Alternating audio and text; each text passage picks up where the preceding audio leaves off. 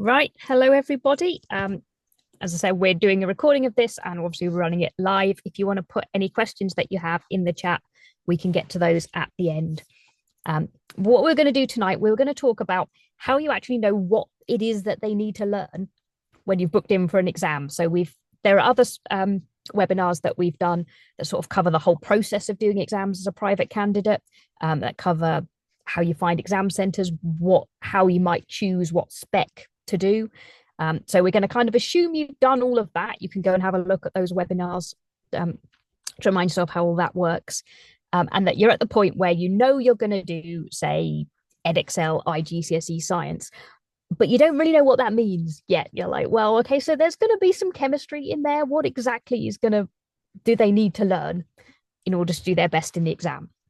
So basically the answer to that is the stuff in the specification. So we're going to tell you what a specification is, where you can find them, what sort of information is in there, what they tell you, what isn't in there, and you've got to go and find out somewhere else. We'll cover a little bit about past papers, mark schemes, and examiners' reports, because they're also really useful in getting an idea of what is going to be needed for the exam. And then at the end, we'll do a general Q&A. Any questions that you've got, ask us, and we'll do our best to answer. Just who we are. So I am Katie. I've home educated my own children. My oldest two have gone the whole way through GCSEs onto sixth form for A level. They've done 15 different GCSEs between the two of them. I've got two more at home. My number three has just started on GCSEs again. So I've been doing this for about 5 years now. Got quite a lot of experience of how it all works in different situations and for different subjects. Sarah is a director at Fairgoss, an exam centre down in Southampton that was set up by home educators for home educators. So she does tuition for some subjects. She runs the exam centre stuff. So again, she's got an awful lot of knowledge about how all this stuff works. Right. Do you want to pop us on to the next slide, Sarah?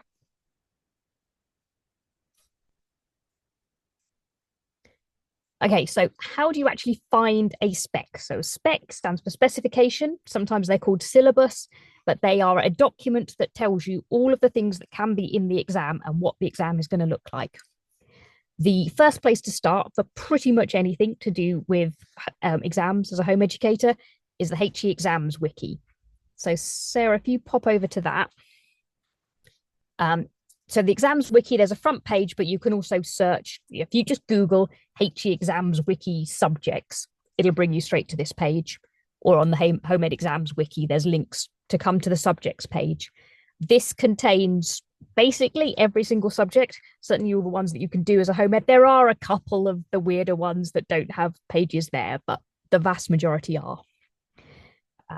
So as you can see, there's one for maths, English language.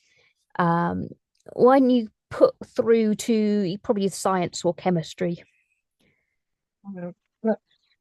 That's what we'll look at in a bit more detail. So we're going to go through chemistry from two different boards just as an example, and then English literature, just because they show you the different sorts of things that can come up in specifications. Like everything that we say will be useful, whatever subject you're looking at doing. So again, on the wiki, it tells you a bit, just an overview. So things about whether you need to take that subject. Science in particular, there's a whole lot of stuff about whether you do GCSE or IGCSE. So it talks you all through that.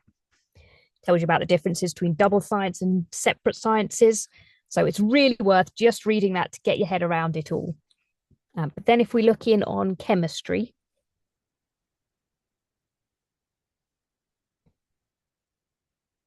and we scroll down. So for each subject page, once you break down to the subject, it shows you the different sorts of specs that are available. If there's anything complicated, like sometimes some have coursework and some don't, and that makes a difference as to which spec you might want to choose, that'll be on the subject page. It'll give you an overview of how many exam papers there are, sort of any major differences in content. So again, this is kind of the place to look to get an overview of what the different specs available are. Not all of them are quite in this form, but most of them are now because we've been updating them over a couple of years. So they usually start when available, the specification code, which I'm sure Katie's going to come back to, bit about the content, the assessment, and then links to resources that might be useful. Sorry, jumped in. Carry on. No, that's great. So that's number one, stop. And so that's going to be helpful in choosing which spec you want to do. But then each of these links, so go on the Edexcel International GCSE Chemistry. Once you've narrowed it down to a spec and you want the details of that spec, you want to go to the exam board website. So sometimes you can find there's the other websites like tutor websites, things like that. But the kind of the most up-to-date, most guaranteed to be correct information is on the exam board website. They're all freely available there. So that is the place to just go to first. So this is the Edexcel International GCSE. So you can follow it down through find a qualification, link onto the International GCSE, C for chemistry. Okay, so this is another useful thing to know. The international GCSEs for Edexcel now, this has only been about a year or so, are available in either linear or modular form. So linear is where you take all of the exams at the end. That is the standard one within the UK. But they're also available in modular, which is where you can split those papers up into different exam sittings. They've intended that for the international market. It is also available through tutors and exam centres in the UK, but only through them. So most people will be choosing the linear. Occasionally the modular might be something that you're interested in and want to look at, but we're going to look at the linear right now. So kind of the key document here is this specification. So if we have a look on that. So this is your key information on the front. It's got that exam code in brackets there, 4CH1. So when you're actually booking in with an exam centre, they will often ask you for the exam code. That's the number they mean. They're in slightly different formats for different exam boards. AQA, I think, have a 4-digit code. Cambridge have a 4-digit code. OCR have a letter and then 3 digits, but there will be something that is called the exam code. It's also in more detail in the appendices in Edexcel specifications. So you can see on the side, Appendix 1 codes, that will give you more detail about the exam code as well. But that's that number on the front. And it also tells you what when this specification is valid for. If you go through the exam board website, through their main subject page, you will get the most up-to-date one. But sometimes there's different years that they're applicable for. And that will always say, on the front page or very close to the front in the specification. So then if we zoom down a bit, Sarah. There's a bit of blurb at the front that mostly doesn't matter.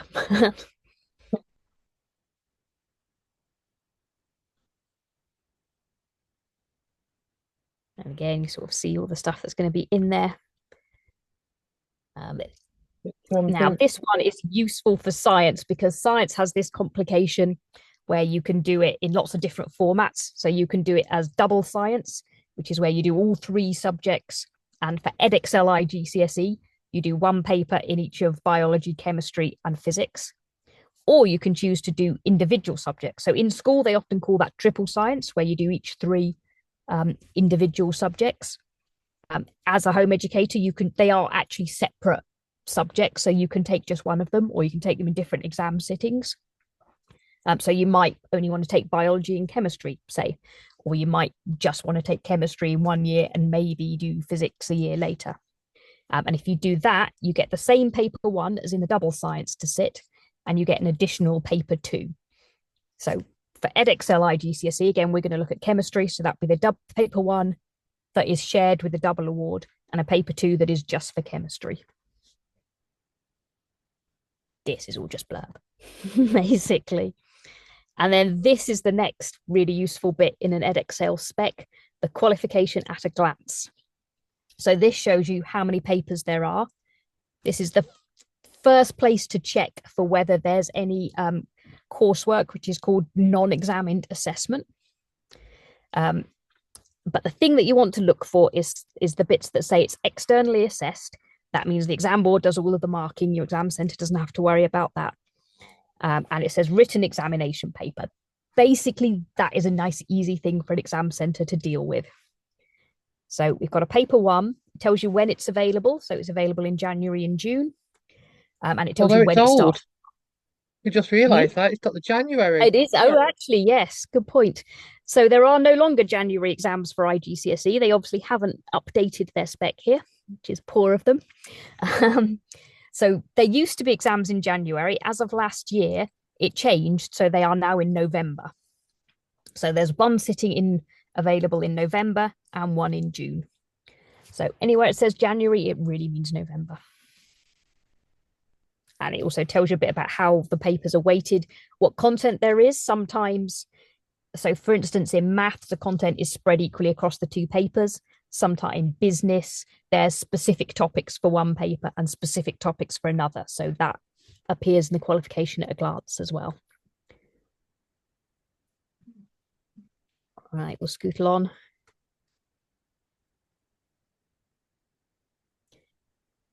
It tells you about the other paper as well. Yeah. And then this is kind of the key bit. So with zoom up, we'll have a look at a bit of the actual content. So the next thing, so that's your kind of overview. The next thing is in each spec, there will be something that gives you a detailed list of the content to cover. So it might be divided into sections and topics. That's different per subject, but each of them will have some sort of these statements. So let's just pause on a bit of this. We do atomic structure. Yeah, something like that. There we go. Yeah, let's just stop there. That's fine. So now the key thing is what this tells you. Anything that they're going to ask you about in the exam will be listed in the content. Now, you have to be a little bit careful with that because they will only ask you things that you can answer by knowing what they've told you in the specification, but you may have to apply that knowledge. So for instance, where it says be able to calculate the relative atomic mass, there might be questions that ask that in an unusual way or don't make it clear that that's what they're asking for, but you're supposed to figure that out because you know about relative atomic masses. So it's not always as straightforward as remember exactly what it says. That will come up in the exam. You also sometimes have to apply that information to a new situation. But there are some key words here. So when it says know what is meant or know the structure of an atom in terms of the positions, that is just knowing that one thing, that one fact. So they may ask a question that is just answering about that. There's other ones that are understand how, and those are more likely to come up in application type questions. But the key thing is this tells you in reasonable detail all of the things that you need to know. What it doesn't tell you is like how to do them, what that actually means. So it'll say identify an element as metal or non-metal. It won't tell you how to do that. That's the bit that you need, you know, a textbook, a lesson, a teacher, or to go and find out what that means. But this tells you the stuff that you need to know.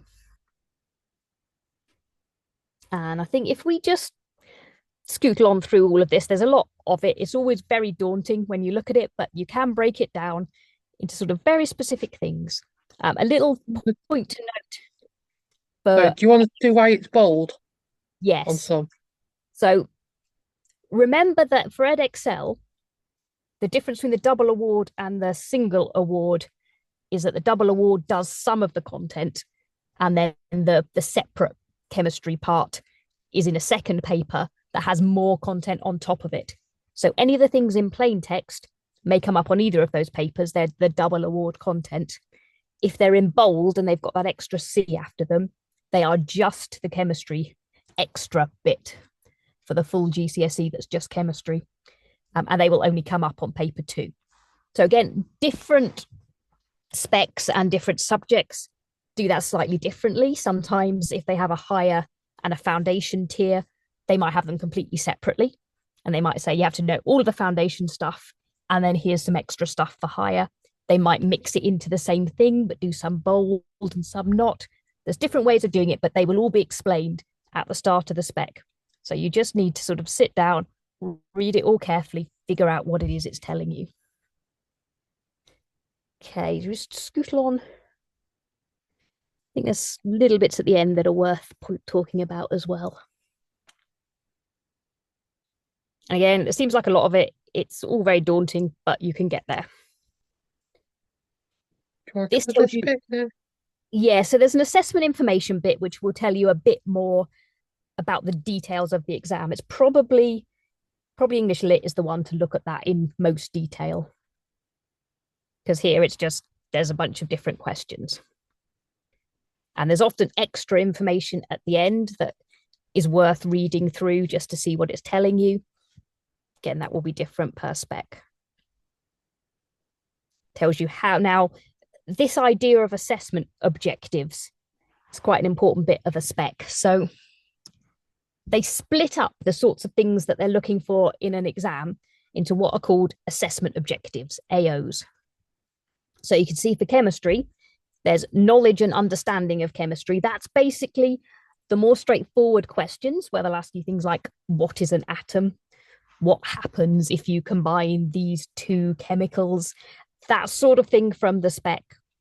That's sort of relatively straightforward question and response, just knowing some stuff. And then there's AO2 here, which is the application of knowledge and understanding, analysis, and evaluation of chemistry.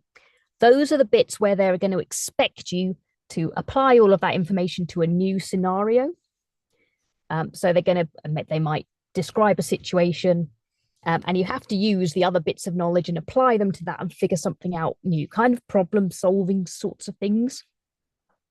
Then AO3 is experimental skills, analysis and evaluation of data. So that's talking about practical skills.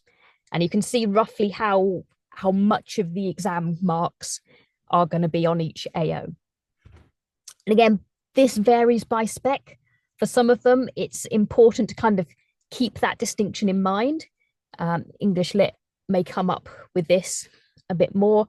So for instance, in English language, there's a certain amount of AOs that are your sort of spelling, punctuation, and grammar, how you write stuff. And then there's another set of AO that is looking at how you analyze. And different questions may be targeted at particular assessment objectives. So it's worth, again, looking through that spec, figuring out what it's telling you. For something like chemistry, they're all just mixed up together. And it doesn't really matter, that sort of distinction. For something like English language, they will have one question that is wanting to know, can you read this text and tell me what it means? And they don't care about the language analysis. That's not what that question is asking for. And there'll be another question that is asking you to analyze the language, talk about, their use of phrases. So it then becomes important to know what each question is asking for. And once we finish looking through this spec, we'll just have a quick look at where you can get a better idea, look at those past papers and see what they're looking for. So just scoot through the rest of this. I think it's just admin here. So again, if there's something tricky like a practical sign off, it will often come up in this section at the end. So it is worth at least once reading that spec all the way through, but then you'll find mostly you just want to look at the content bits of it. Command words is another thing to look at, actually. So within the exam, particular words and questions mean particular things. So it's like, I always say sitting exams is a bit like playing a game. Once you know the rules of the game, it all gets a lot more straightforward. You know what you're trying to do. If you're playing a game and you don't really understand the rules, but they're still there, then that doesn't help you as well. So one of the rules of the exam game is that these command words mean something important. So, for instance, describe, that means you just need to say what's happening. But if you say discuss or evaluate, you need to give a judgment as well. So again, it's different per subject, different per spec, but have a look at these command words, work out what each of them mean, and then you can apply that to the question paper to say what you should be answering in each question.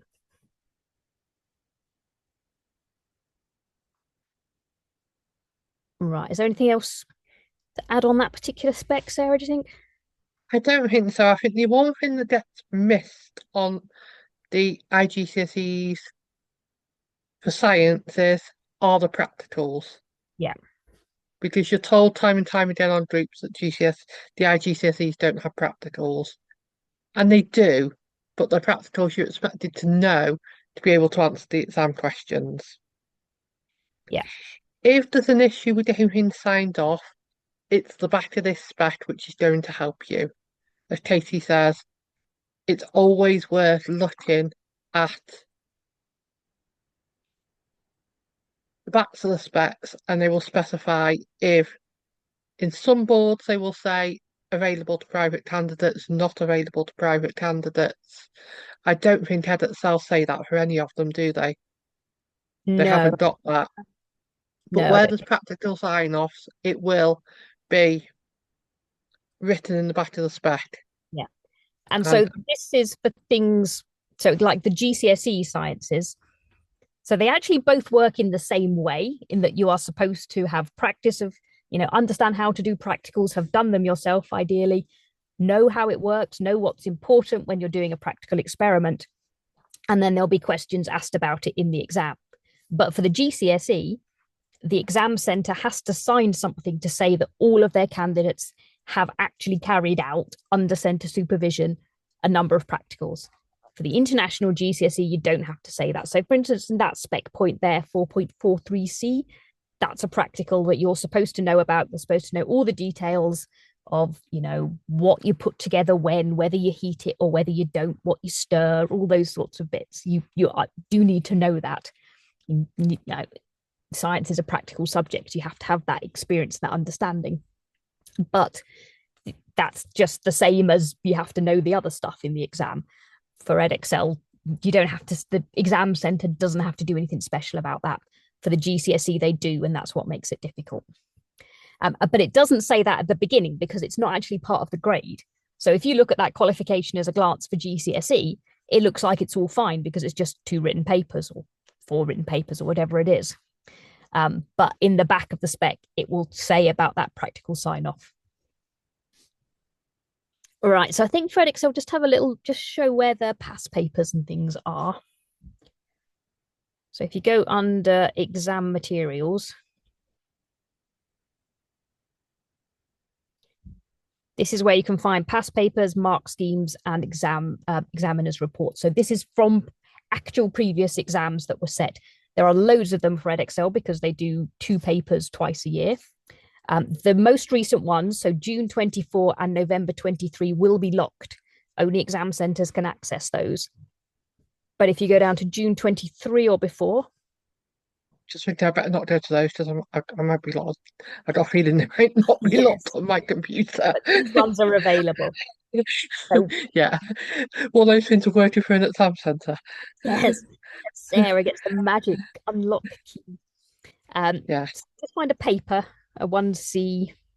So again, for Edexcel, they have 2 different papers each year because they do different time zones. So if it says R after it, that's a regional paper, which is one for a different time zone. It's exactly the same spec. It's exactly the same sorts of questions. So they're just fine for practice. So if you have a look here for science, because this is the one that's shared with a double award, it has both those codes on it for the paper 1. And again, like part of exam prep is getting your child, your candidate used to what this will look like, so they know that they've got the right thing in the paper. But the main thing at this stage is you just look through it to see what sorts of questions come up, what it looks like, what you get with it. You get your periodic table, and then just look through. You can see the number of marks, the sorts of questions that come up, the kind of thing that they need to know in order to go into the exam and come out of it having done their best. And then I think it's really important to look through the papers when there's yeah, optional questions early in the. I think most of us don't practice papers till quite late. yeah, Usually January, February, if you're aiming for summer. But I sat down with a group of geography students, and the first thing I did was show them a paper. It's like, yes, the paper's huge, but you're not going to have to answer questions on all of it. yeah. And this is So, where just getting an idea of the sorts of things that come up, before you're ready to answer them. And you can use past papers in lots of different ways. So you don't have to sit down and do them as an exam every time. You can also just sort of look at individual questions. You can work through them together. You can look at them alongside the mark scheme and the examiner's report to sort of see what they're looking for. But just knowing how that's all going to work out is part doing well in the exam, because you know what to expect. So do you want to flick over to a mark scheme? We won't, we don't need to look at the details, but that is there. Every exam will have at least one specimen paper, if not a past paper, that you can go and look at and see. So they also will have a mark scheme. And this is sort of not exactly, but roughly what examiners were working to when they marked it. So you can see what things they're looking for, what gets marks, what doesn't, what they're picky about. You can see the level of detail that is needed in answers. Again, it depends a bit on the subject. Some of the mark schemes are more helpful than others.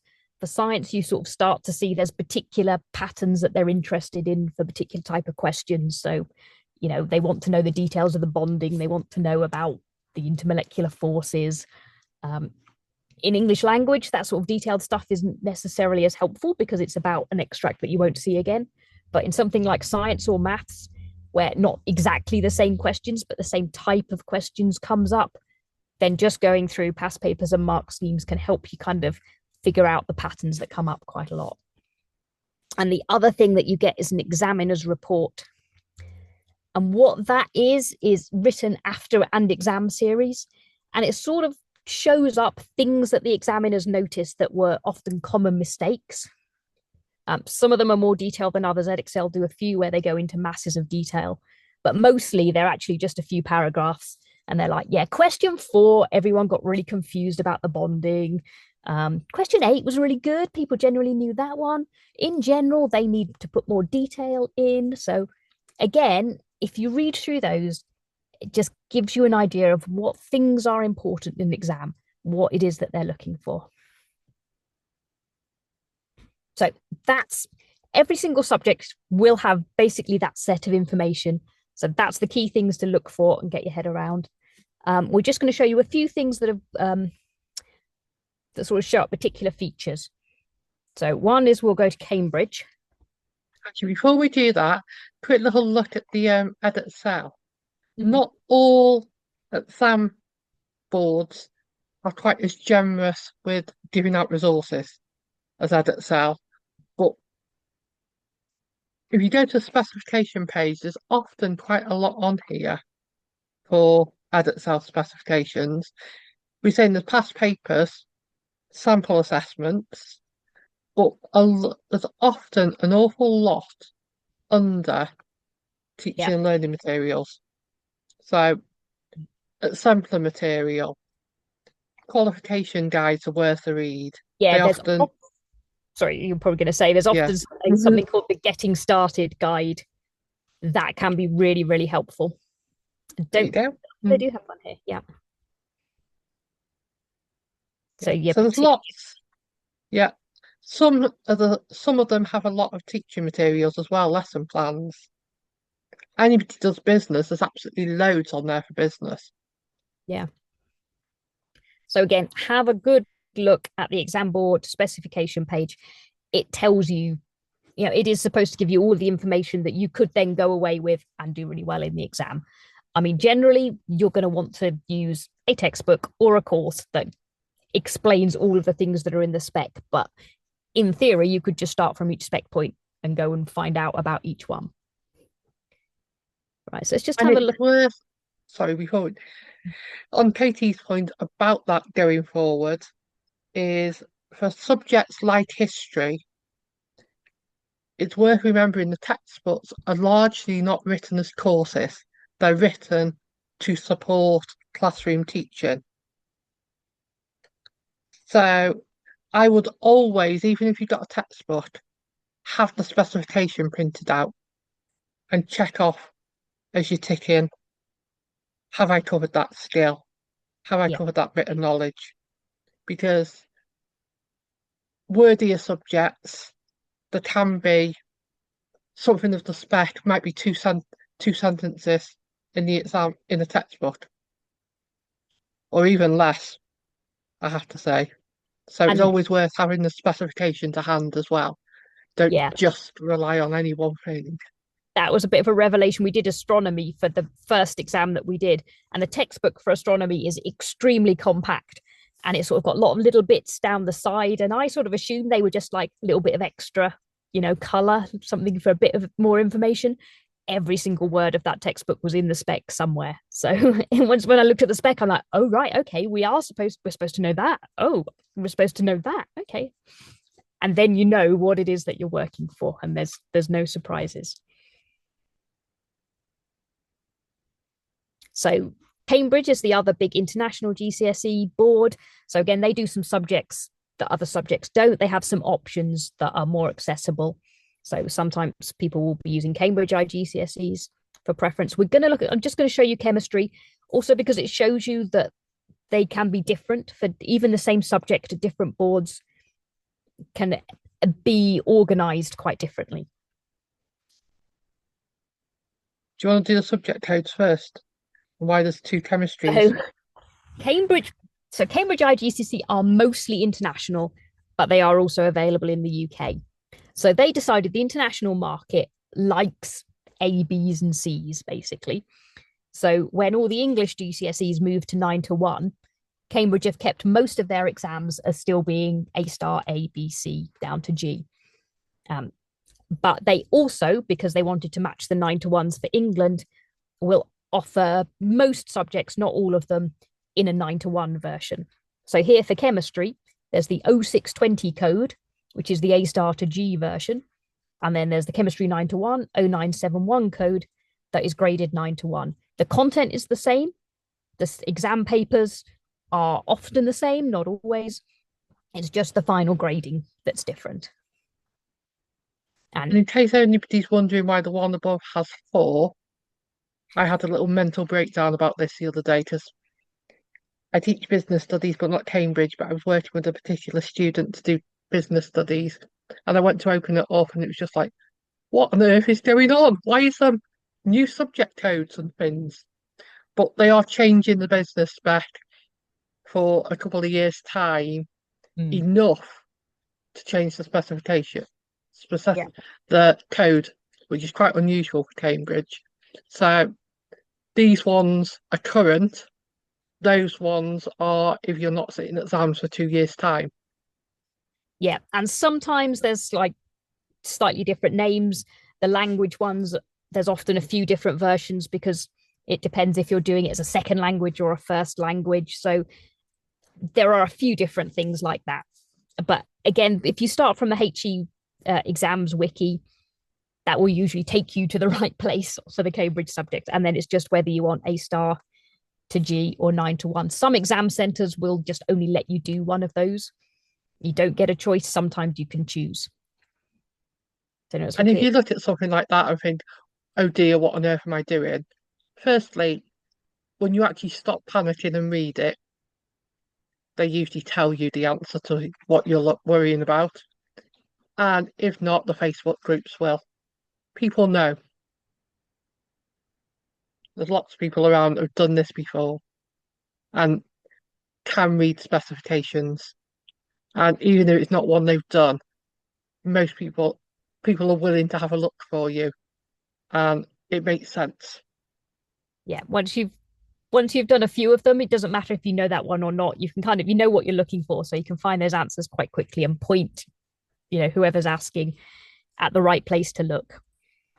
So let's just have a little look through the chemistry. So the first thing to note for Cambridge is they change up their specifications. We just go down to show the syllabus bit. So they have them for particular years. That is the year in which you will take the exam.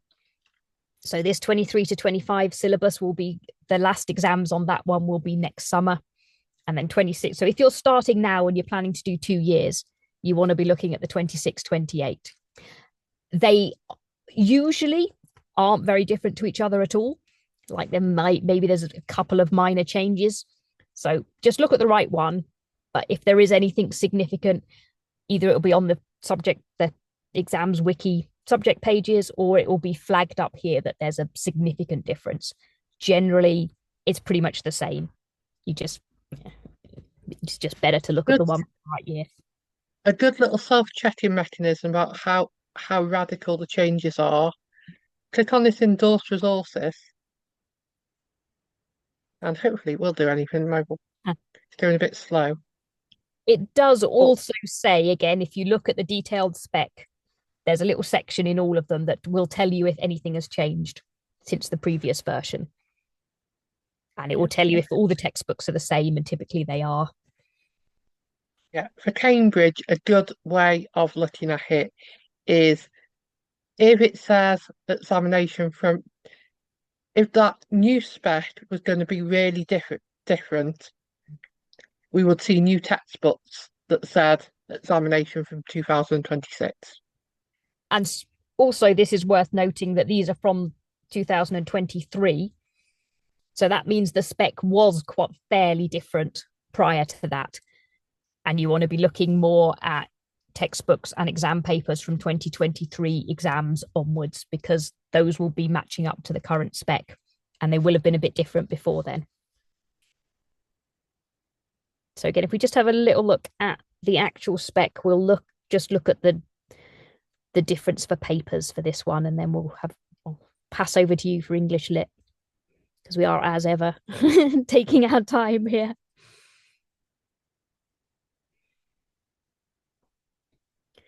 So one thing that's different about the Cambridge option is that it has what they call core and extended, which is a bit like foundation and higher for the English GCSEs. So this is the qualifications at a glance bit. There are some choices to make here. So you can choose whether to do just the core, which is the smaller amount of content that will only allow you up to a grade 5, or the extended, which is the full amount of content that could get you up to a grade 9. So you see here, it says at the top how those options work out. And in this case, if you do core, you take paper 1 and paper 3. If you do extended, you take paper 2 and paper 4. Those will usually be like timetabled in the same slot. So there'll be, Monday morning, both paper 1 and paper 2 will be timetabled then, because you will take either core or extended in that sitting. You don't take them both. And then the other thing for Cambridge is they have the option of doing an actual practical test for schools. As a home educator, you're going to need to take the alternative to practical paper. So that's where you do a written paper, like the Edexcel ones, where they're asking the same things about practical skills, but you just write down the answer. You don't have to physically show it with a beaker. So again, for Cambridge, where you choose your core extended, and then you choose the alternative to practical paper. So there's 3 papers overall for Cambridge. And further down here, we won't look at it now, but again, it's got that whole same list of content. There is a lot of overlap, but it's not exactly the same. It'll be organized differently into different topics. And there will be some things that they've chosen to put into the Cambridge spec that aren't in the Edexcel spec. All of the same basic stuff about chemicals and elements and things will be in both. So if you do end up having to change spec, it's not that much of a problem. Lots of the things that you've learned will still be in the new spec, but they will be organized a bit differently. They might use different terminology. So as soon as you are sure which specification you'll be sitting, it's worth using everything geared towards that specification. I've just flicked to the back of the specification because that's often where it's the place to actually look before you look at anything else with Cambridge. This, before you start, is actually more written towards exam centres. But as private candidates, it's worth having a look. It has things what you can't combine it with in the same series. And again, the private candidates can enter at all. There are some subjects that they just say private candidates can't enter for. Usually that's if there's a practical element that they just think is too complicated if you're not within a centre. Yeah, and it's really all that's... The other thing worth just knowing about for Cambridge is they talk about administrative zones for some things, and they might say this is only available in some administrative zones. They say that particularly for all the 9-to-1 papers, subjects, I think. The UK is administrative zone 3. I said mostly they are available here. If they're on the HE exams wiki, they'll be available in the UK, or it will say.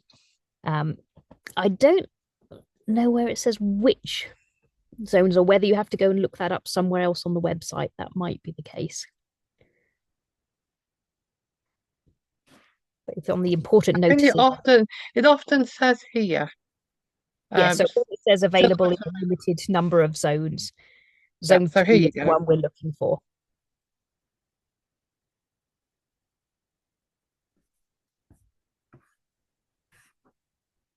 I knew it said it somewhere. Are we done with Cambridge? Yeah, so I think that's all the key differences for Cambridge, and Sarah can talk you through English Lit for Aqua. The reason why we've gone for English Lit is we wanted to do one where you've got to choose options for the paper. And I'm not quite sure why I went for English Lit rather than history, since I teach history and I do understand the spec. But English literature I do as well. HEQA, the website's a bit of a nightmare to search. To be honest, the best way to get to the subject page for HEQA is either the exams wiki or Doodle. You can get around it, but generally here. So they've got their specification. We see planning resources, teaching resources, assessment resources. That's your past exam papers. HEQA are a lot meaner with what they've got available here than EdXL, but they're still useful things. So do explore. But the specification is the important thing. And now they do it in 2 ways. It's a little bit harder. That's the document that you can download. But they also do a specification as a glance on the exam page, and it makes it a little bit easier to read. So they've got the title. This 8702 is your specification code. The specification at a glance starts with telling you about the assessments. That's that page that we scrolled down to on the EdXL page. And it gives us this information at the front, which is 2 key bits of information. All assessments are closed book. Any stimulus materials required will be part of the assessments. Some English Lit specifications are open book, which means you can use the texts in the exam. This is telling you they're all closed, so you can't take any of the texts into the exam. All assessments are compulsory, so there's no choice of papers. You have to sit everything. 2 key bits of information. Again, you've got paper 1. It tells you assessed on Shakespeare plays and the 19th century novel. How it's assessed, written exam. So it's not coursework or NEA.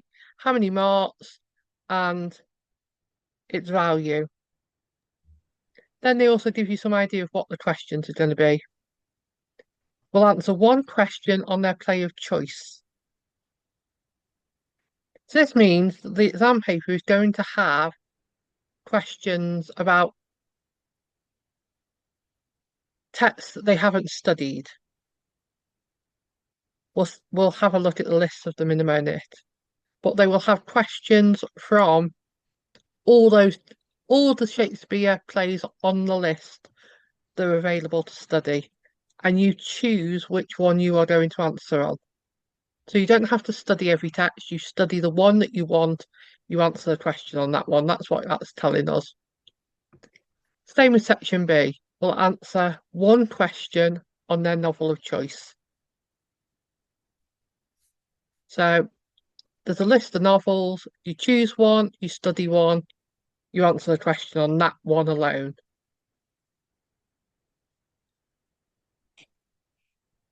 Paper 2, again, the type of texts, drama, poetry, anthology, unseen poetry, how long it is, how many marks, what percentage, and then how the questions work. One essay question from a choice of two on their studied text. Poetry and unseen poetry, it tells you poetry, their chosen anthology cluster. Click through, we looked at the subject content. Breaks it down. So Shakespeare, students will study one play from a list of 6 texts. You should study the whole text. So you don't study all of them, you choose which one, and then you'll answer one question based on it. 19th century novel, choose one from the list of 7. So you choose which one you're going to study, you're going to answer questions on it.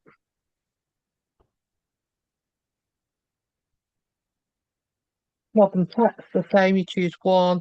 In this case, it's one of, they've got a list of plays and a list of stories. And you can sort of see they're changing this here. That's quite interesting. My son did that one, never let me go, and he hated it. So he'd be quite interesting. Cluster of poems. So they're available through the website, or to be honest, we just bought the CGP book of it. Nice and easy. 15 poems that they're expected to know. And then they're supposed to be familiar with unseen poetry. So this has been quite vague about what you have to know.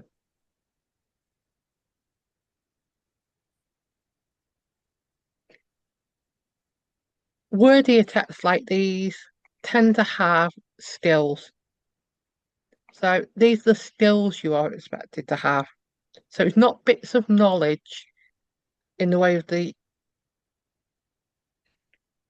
chemistry texts. Can you do these skills? And again, you can treat it, you can use any text to get these skills, but these are the skills that are going to be tested on the paper.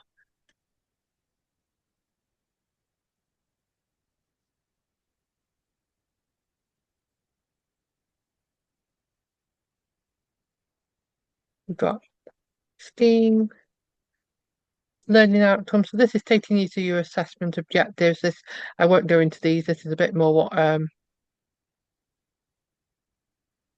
this is.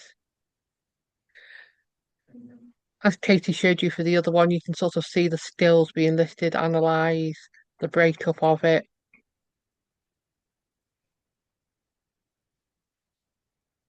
And for something like English, where there's a smaller number of questions, they will often be quite focused on different types of assessment objectives per question. So if you watch some YouTube videos on English Lit Aqua, they'll be like, right, in question 4, your AOs are AO3 and AO4, and they're split about half and half. And they're targeting particular skills on particular questions. Sometimes you'll also see things like these assessment weightings. I think, do any of them really weight them much more? I think it's really Cambridge, isn't it? Yeah, it's just Cambridge. Yeah. And generally, if you've got any questions about the raw marks and the scaling factor, asked on the exams group.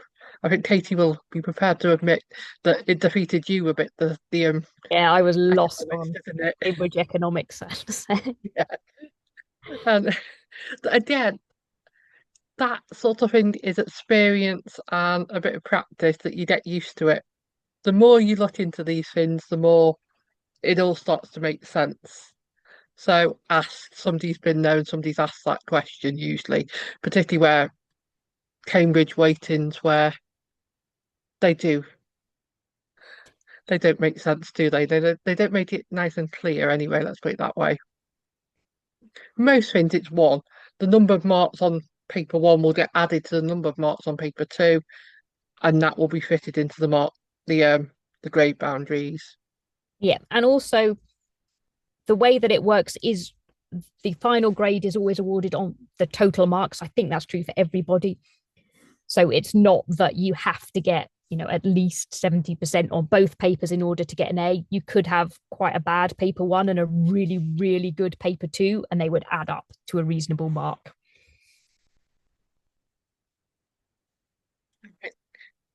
So the key one that you need to give the exam centre is this entry code.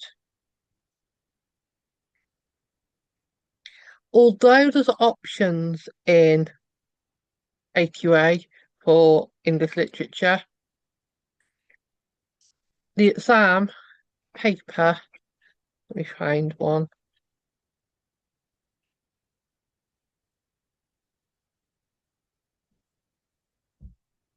Quite interesting, they haven't got.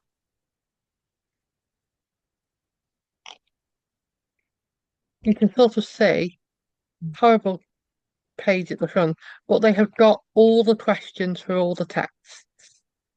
So therefore you don't have to give them option codes. Now, some papers will give option codes. I think that doesn't really affect at the moment what they're studying. Appendices of exam of the specification. Shall I very quickly jump into history to do that actually? yeah, Because it's history worth is a lot. probably a good one. I know classical Yeah. civilizations does that as well. So, for instance, for classical civ on paper one, there are two different choices, and you have to tell the exam center when you're booking because they have to book in for which choice you're taking because they are completely separate exam papers. Yeah. And Run some to GCSE history because yeah, it's not, you don't need it for IGCSE history. Again, they've got the same. You can see, you can tell I've looked at this before, I've gone straight to it. So yeah, this is quite complicated, isn't it? History. The history is this is to ask someone just to double check what you want to do. yeah, Does it have yeah. any combinations you can't do as well? No. Okay, so I don't know if any of the GCSEs do, but sometimes there are also allowed combinations and prohibited combinations, and something you choose on paper one will affect what you're allowed to do on paper two. Again, it will all be in the specification. And if it looks horribly complicated, go and ask someone. Have a look on the wiki subject page because it might say there, or ask in the Facebook group.